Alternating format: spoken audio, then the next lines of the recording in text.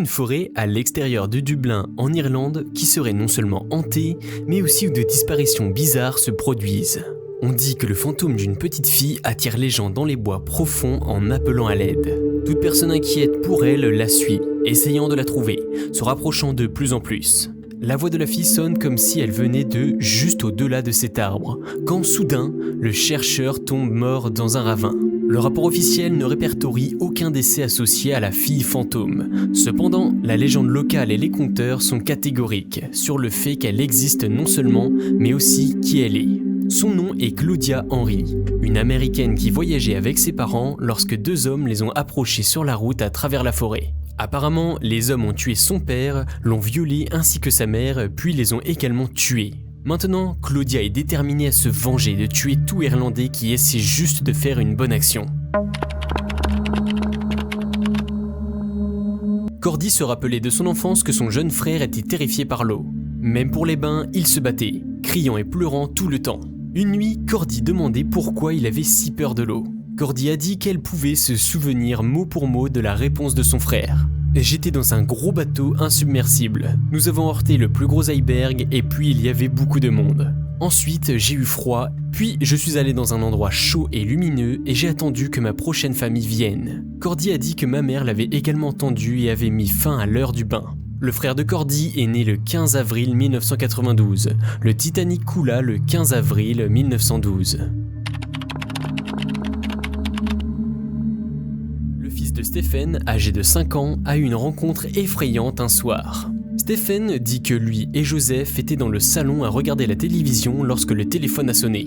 Joe a sauté et a répondu. Stephen dit que c'était inhabituel en soi. Joseph était silencieux comme s'il écoutait attentivement. Stephen a continué à demander qui était au téléphone, mais Joseph n'a pas répondu. Finalement, après environ 5 minutes, Joe raccroche le téléphone et retourne sur le canapé. Stephen le regarde et lui demande s'il va lui dire qui était au téléphone. Joseph a dit qu'il ne savait pas de qui il s'agissait. Cela rend Stephen énervé. Il demande pourquoi Joe parlerait à un inconnu pendant si longtemps sans lui dire. Joe a dit qu'il devait écouter, qu'il obtenait des directions. Stephen se redressa et força son fils à le regarder. « Joseph, qui était au téléphone? Tu dois me le dire. » « C'était Papy. Je n'étais pas censé le dire, mais nous sommes censés le rencontrer au bord de la rivière demain. Il est ravi de nous voir. » Stephen et Joseph avaient prévu une sortie de pêche pour le lendemain matin.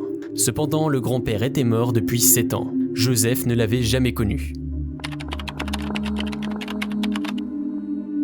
Au XIIe siècle, dans le Suffolk, en Angleterre, à l'extérieur du village de Woolpit, des villageois ont trouvé 2 jeunes enfants dans une forêt voisine. Les enfants semblaient indemnes. Ils semblaient plus effrayés que tout comme les villageois qui les ont trouvés. Les enfants avaient la peau verte.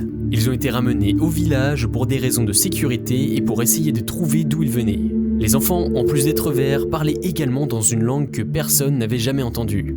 Pendant des semaines, ils ont refusé de manger jusqu'à ce qu'ils trouvent des haricots crus qu'ils consommaient avec vigueur. Pendant un certain temps, ils ne mangeaient que les haricots. Mais avec le temps, ils ont commencé à manger d'autres aliments et ont finalement commencé à perdre leur teinte verte de leur peau. Un jour, le garçon est tombé malade et est mort peu de temps après.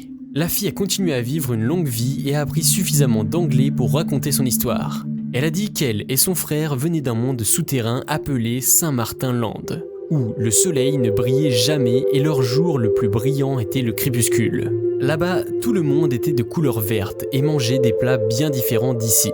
Le couple avait suivi du bétail dans une grotte. Elle ne pouvait pas se souvenir de ce qui s'était passé, ni comment ils se sont retrouvés près du village.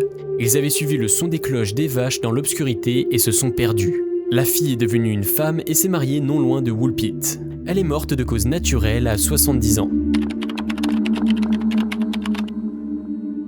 Les Shadow People sont un phénomène populaire hébergeant un éventail de théories. Des voyageurs multidimensionnels aux démons, bien qu'une seule chose soit claire, personne ne sait avec certitude qui ou ce que sont les Shadow People. Cependant, Gabi T affirme seulement qu'elle le sait, mais qu'elle communique avec eux depuis l'âge de 5 ans.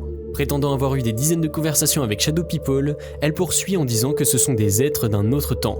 Ils sont ici dans un avion pour corriger une erreur. Quelle est l'erreur ? Nous le sommes. Notre espèce épuise évidemment toutes les ressources naturelles au point de s'éteindre lentement. Ils travaillent sur une solution en plus de l'évidence. Actuellement, selon Gabi, ils prévoient de nous arrondir et de déplacer la population vers un autre univers. Lorsque les Shadow People rendent visite à une personne, Cela signifie que l'individu a quelque chose d'exceptionnel à offrir le moment venu. Il est en quelque sorte repéré.